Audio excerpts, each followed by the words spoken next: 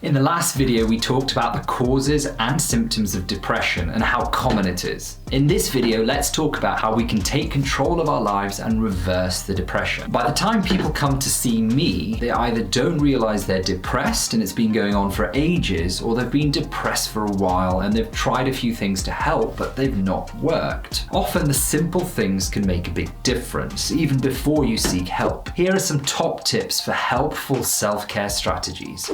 Talk to someone. If you've had some bad news or a major upset in your life, try not to bottle things up. It can help to tell someone close to you how you feel about it. If you don't feel you can talk to anyone, try writing down how you feel. If you can, get outside for some exercise, even if it's only for a short walk. This helps to keep you physically fit, sleep better, and to focus on other things and not on painful thoughts and feelings. You may not feel very hungry, but try to eat regularly. It's easy to lose weight and run low on vitamins when you're depressed, or to eat too much junk food and put on weight you just don't want. A balanced diet with lots of fruit and vegetables can help keep your body and mind healthy. Alcohol can make you feel better for a couple of hours, but it actually makes depression so much worse in the long run. The same goes for street drugs, particularly cannabis, amphetamines, cocaine, and ecstasy. Try to go to bed at the same time each night and get up at the same time each morning. If you feel tense all the time, try relaxation exercises, yoga, massage, aromatherapy, or another activity you find relaxing.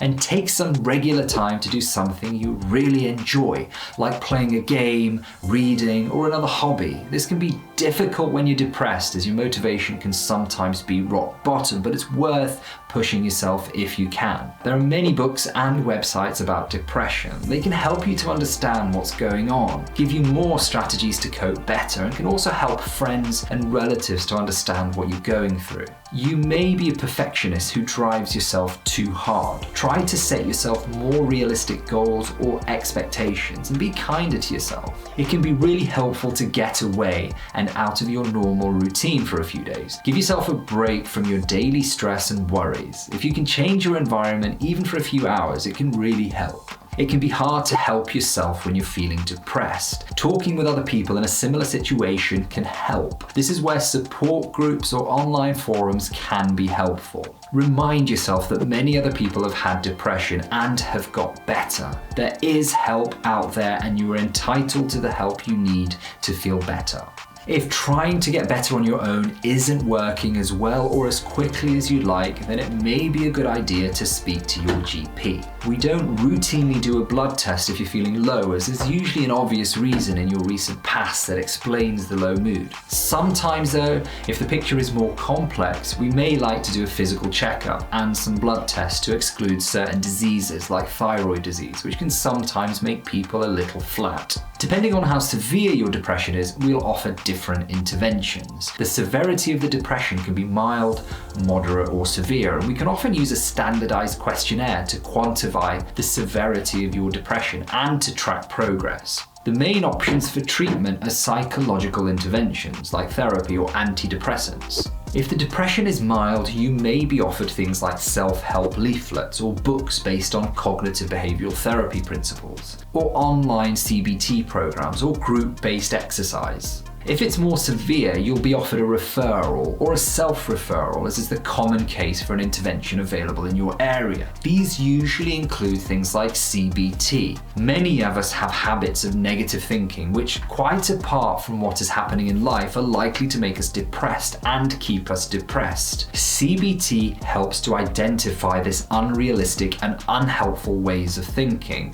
and then it helps you to develop new, more helpful ways of thinking and behaving. CBT has the best evidence as a treatment for depression. Interpersonal therapy can also help you to identify and address any problems in your relationships with family, partners, and friends. Behavioral activation is another, which encourages you to develop more positive behavior, such as planning activities and doing constructive things that you may usually avoid doing. If you're in a relationship that seems to be affecting your depression, then couples therapy may be good to help you understand the links between your mood and your relationship. It can also help you build a much more supportive relationship with your partner. Trained counselors can help also to explore symptoms and problems and provide support and guidance. This treatment helps you to see how your past experiences may be affecting your life here and now.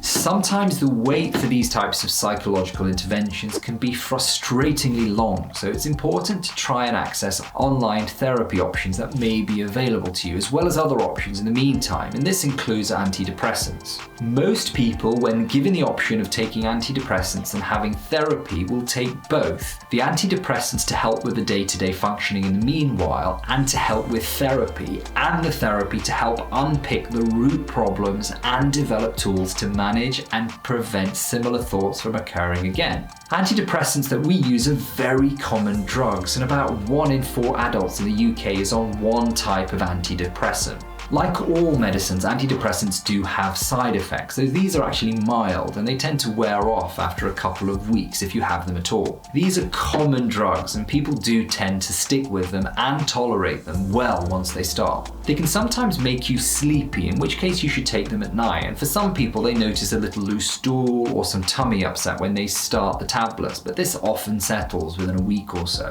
Antidepressants aren't addictive like codeine or nicotine, and you won't crave one or feel like you need to take more to get the same effect. At first, your clinician will see you regularly, usually within the first 2 to 4 weeks, to make sure the treatment of antidepressants is working. Follow-up after that is variable and depends on the medication, your initial severity of depression, and how you're generally doing. If you've been having suicidal thoughts, or you're feeling worse, or you're younger than 30, your doctor may want to see you more often. If taking antidepressants helps, you should keep taking them for at least 6 months, even if you feel better. This can help you reduce your chances of relapse and the depression coming back. You may have to stay on these tablets for longer than this if you've experienced depression in the past. Your healthcare professional will advise you when you can stop taking them and how to do this safely. If you stop taking an antidepressant suddenly, you can sometimes experience withdrawal symptoms. This can include things like problems sleeping, or anxiety, or dizziness, or stomach ache. So if you've been on antidepressants for more than 3 months,